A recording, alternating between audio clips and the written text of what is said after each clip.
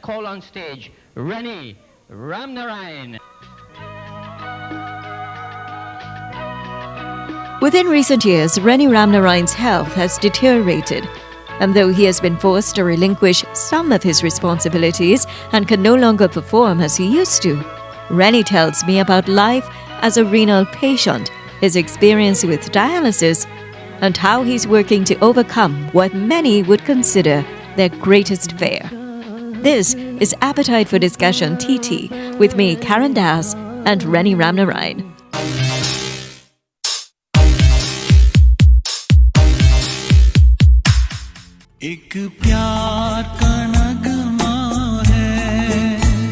So I know there was an accident. You had just finished performing at a wedding reception, and what should have been a regular wrap-up and return home experience turned out to be quite a nightmare. The accident caused some gruesome injuries, and as a result you were laid up for some time and you were helpless during that period, but you managed to work your way through with the support of friends and especially family. But just as you were back on your feet again, you had a heartbreaking diagnosis. Tell us about that. Well, it was really, really terrible. I couldn't do anything. My mom had to take care of me and feed me for about 3 months. I was just in bed. I couldn't do anything. I came along stuff, and then one day we had rehearsal, and one of the guy in the band was like, "Hey, Ren, how your foot swell up like that so?"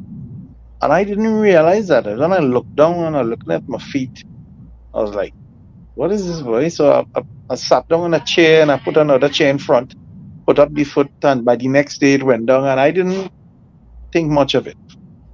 And around that time, I used to be regular in the gym, and one day, normally I custom running up the 3 flights of stairs.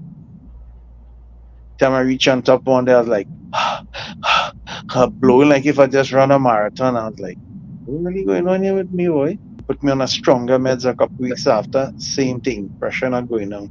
About 3 or 4 different meds I used until they sent me by this Dr. Neil Bagwandas, Southern Medical, and they did all the tests and stuff and blah blah blah, and well, I casually waiting to hear what going on, and then all of a sudden, Ren, you're gonna have to start dialysis soon.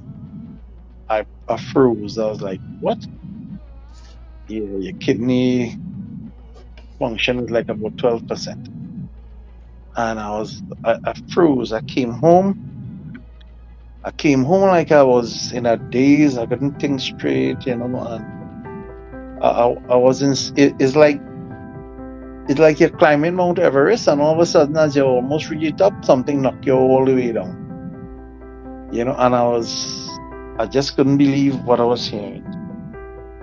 And well, eventually, I did have to start dialysis, and it has changed my life so much because it has been 3 years since I've been dialyzing. It's also going to make it 3 years I haven't really performed with the band, and that really tears me up a lot, because I remember a couple of times they had band rehearsal and I would go in the band room just to sit down and relax a little bit. And I just did it a couple of times, and I haven't been in the band room for a while, because each time I went, I would break down and start to cry and stuff, because I've been playing music since I was 12 years old.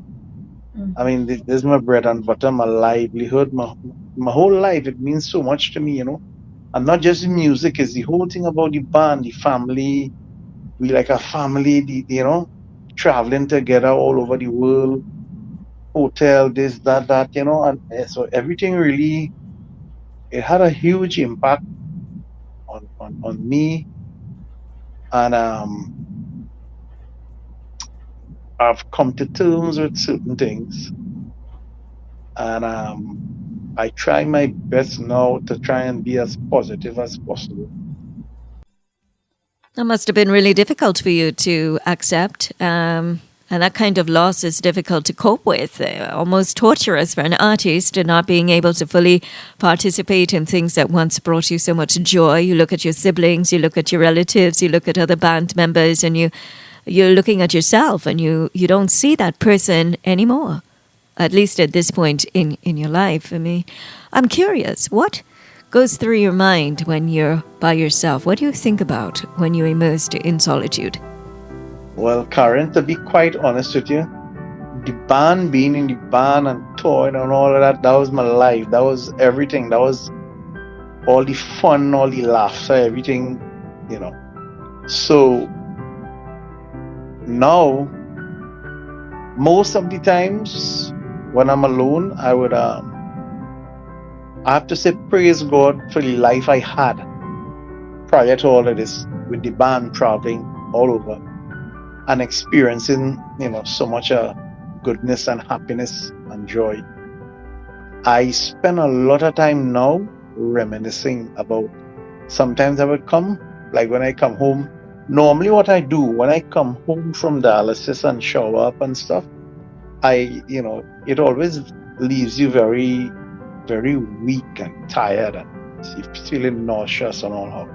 So what I normally do is come in and take a little nap, or at least just be quiet in my room and close my eyes, and but I use that time to reminisce about touring with the band. I look at albums on all the different photos I have all over the world, and I spend a lot of time doing that.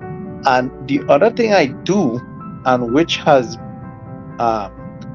really, really brought a lot of happiness in my life. When I was much younger, I used to draw a lot. I love to draw.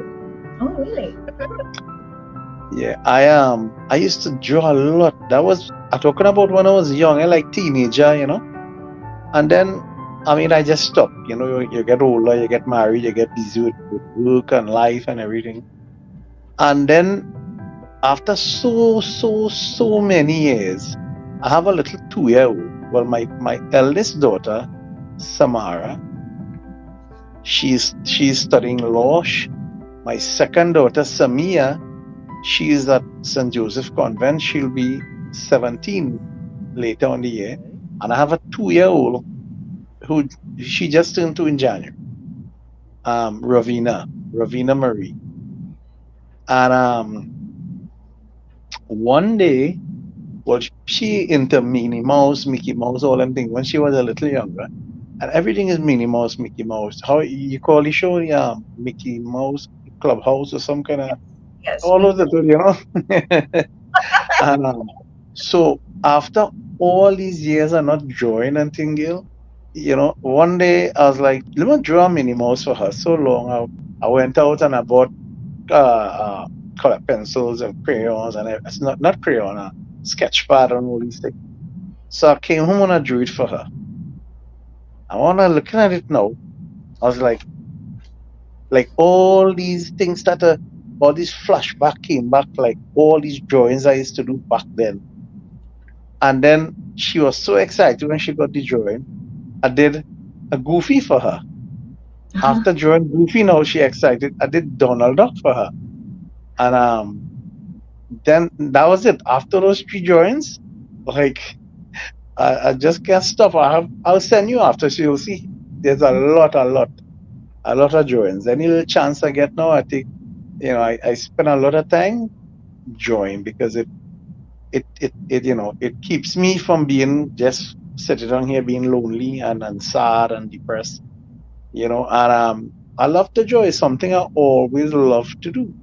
And I would look at something and say, well, it's never that I look at something and say, well, nah, I can't draw that. I'll look at it and be like, yeah, I could do that. I'll do it later. I'll do it tomorrow or something, So I spend a lot of time. Well, these days I've been a bit busy, but I spend a lot of time drawing. And that has really, really brought a lot of satisfaction to me. It hasn't It hasn't replaced the satisfaction from being in the band or playing music or all of that, but it does help in some way. What else gives you courage? God, I spend now because of all of this. I've learned to spend more time praying, and I love, like, every single night I would, and this is me. This is what I do. If I don't do it, I can't sleep. I've gotten so accustomed to it. I would go on YouTube on my phone here, and some nice Hariom Sharan Bhajan or religious stuff, little mantras and all these things, and play it soft and nice and close my eye and listen until I fall asleep. When I hear people talk about dialysis, it's described as depressing and distressing because here you are reminded that a part of your body is no longer functioning as it should and never will. So you have a machine that is now taking over the role and the function of these organs that were yours. And it's also quite exhausting, and there can be a number of complications that come out of a dialysis, which we've read about and people have shared in the past. And unfortunately, some people never survive that. When I listen to you speak, you have so much courage that's left in you. People treat dialysis as if it's a death sentence. It's the end of the road for you. There's nothing else to look forward to. There's nothing else to do. Just take your treatment, go home, sleep it off, and deal with it tomorrow. But you still find that resilience in you, that you have accepted the reality of what it is, but you still find a reason to go on. So what have you learned from your experience and still learning from your experience with dialysis? How would you describe dialysis? It can be a little frustrating sometimes. I had an experience. I was doing an antibiotic treatment for a bacteria. My catheter had gotten infected. They had to change it. And you wouldn't believe what I had to go through for 6 weeks. 4 hours of dialyzing. And when that is over, another 4 hours of sitting in one place to do that antibiotic treatment. It's not easy to sit down without moving for 8 hours straight. I'm just back to my normal 4 hours of dialysis now. So that 4 hours feels so good. When I finish, I'm all okay. That's it. Go home. Take a rest, So, the next thing about a dialysis patient, we can't sleep a full night. Let me explain why. Now, when you're dialyzing, remember they have these tubes hooked up, and they're coming out, and it goes to the dialysis machine to detoxify and clean, and then your blood come back into your body, send back the blood. Now, that process of where the blood comes out of your body, goes to the dialysis machine, detoxifies and then is sent back to your body. That process, what happens is, remember, your blood cells are filled with oxygen. So that whole process, what happens is you lose some of the oxygen in your blood cells. So by the time the cells, your blood and thing come back into your body is not, your cells not oxygenated enough. So you find, like, sometime I may go, when I now started, like, let's say I go to bed, let me say by 10 o'clock I fall asleep. And all of a sudden, my eyes open. And you get this feeling like, oh yeah, but feeling good. I sure know it's about 4 o'clock in the morning. And when I take up my phone, I see like 11 o'clock. You just sleep like an hour. So, and that is the cause of that. So a normal night for me would be like sleeping like maybe an hour and 15 minutes. Then I would wake up and just go on my phone and kill time, social media, this, that, and put on my bhajan and thing again. And after a little while, I may doze off again for the next hour and a half. And every single night, die how it is. It's not like you could go to sleep now and say, well, yeah, I got 8 hours sleep. That is why every time I come home from dialysis, I try as much as possible to take a little nap.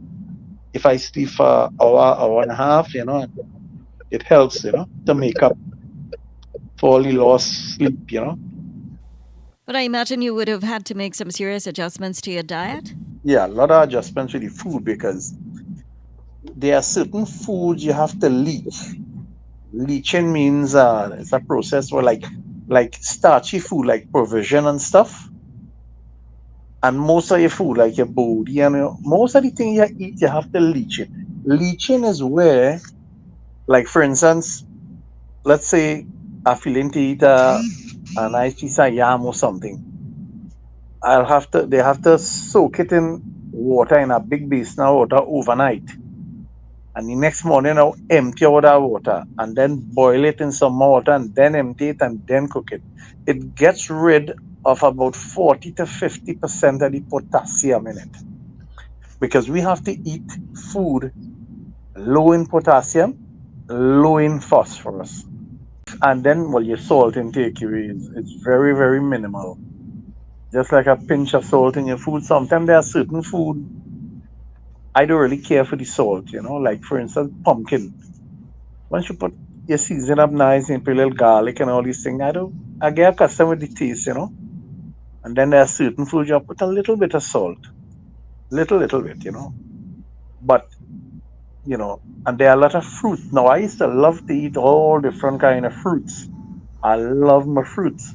But now very limited because you have to check now which fruits high in potassium.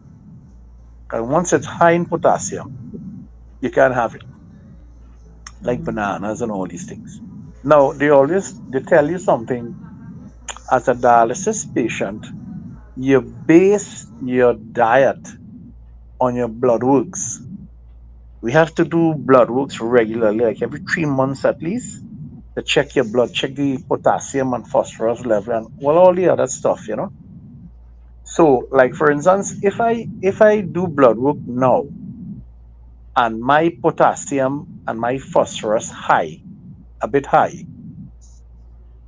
anything that's high in potassium and phosphorus, I cannot have.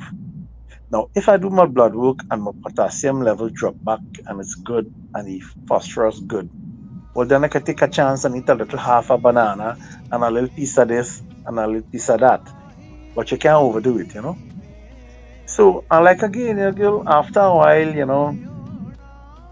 while, you get used to the adjusting all the food and all the portions of food and all that. Look like even now, there are certain food I don't know. I can't say for sure if it's because I'm a kidney patient, if this is part of it, or because of the change of my diet and I don't eat it anymore, that I just don't care for it. But there are certain foods, like I remember long ago, you couldn't eat more pizza than me. I love pizza. And you could sit down here and eat how much slice of pizza, that don't bother me anymore because I don't have the craving for it anymore. And like I said, I don't know if it is because or like part of being a renal patient, after a while you get or is it because of the change in my diet that I don't really care for anything again? I can't say, but it's just that I just don't have the craving. Whatever I drink, like if I feel to take a sip of diet coke, it's like a sip, just a sip it in my mouth and taste it, and that's it. A little bit of juice, just to taste it and sip it, and that's it. And what about your family, Rennie? I mean, surely this has impacted their lives as well. My family, let me tell you something. Something could be how bad. It will affect them, but nobody shows you the pity face. Nobody would, because we always chain up one another and being positive. So I have to say they have been supporting me more than 100%. My mom, especially, she's very strict with my diet and all of these things, and I'm so grateful to God that my parents are alive.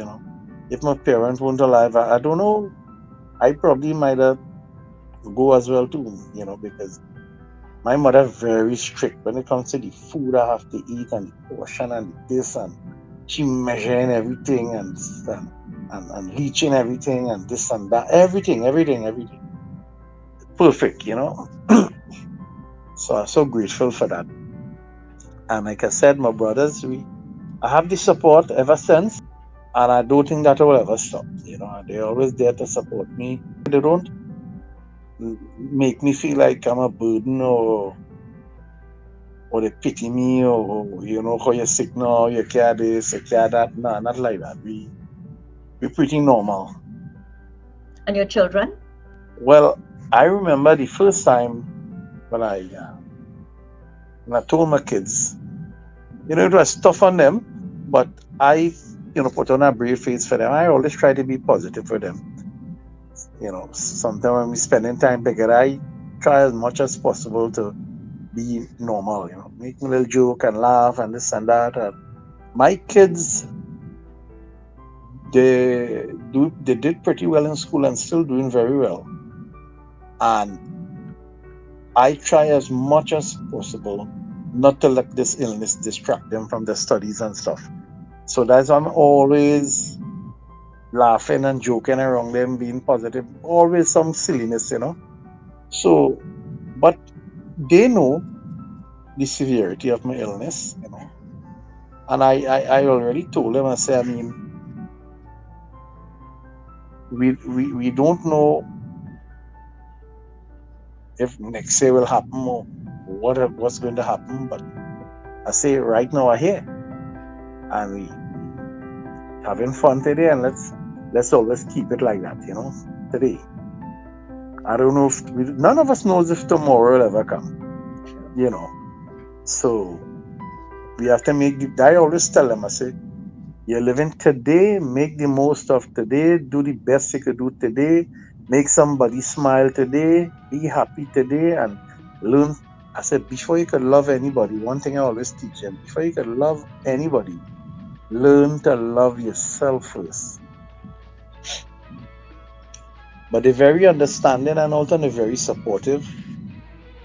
Well, a little baby, well, she don't know nothing. She's just about playing and having fun, Well, that in itself brings you a lot of joy. And I suppose that would make you forget your own troubles when you spend. Yeah, actually it does, eh?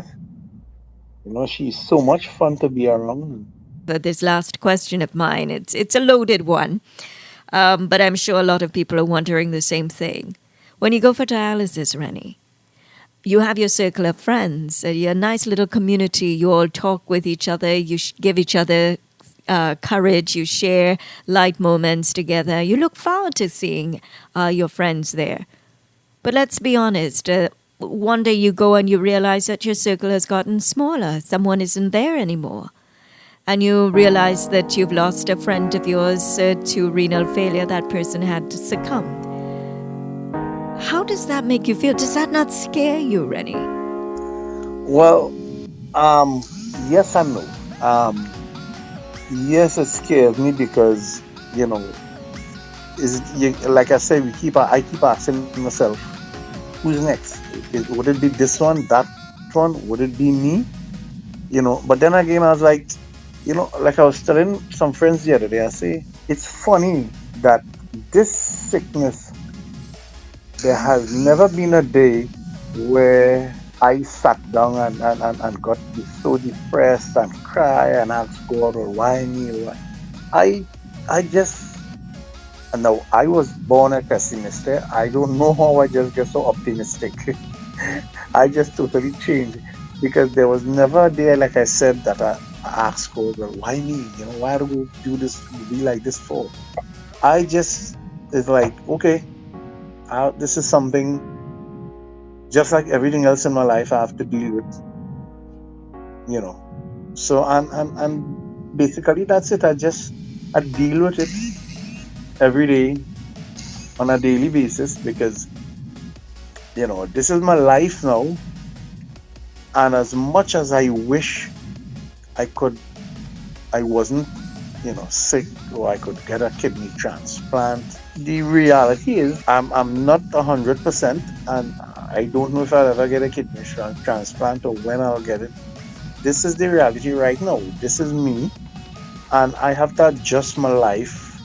It's become like a game of cards. You play on all fours, and you had to play something you get good cards, something you get bad cards. But you had to play the game with whatever cards you've been dealt. So I'm playing the game. Appetite for Discussion TT is a KDC production.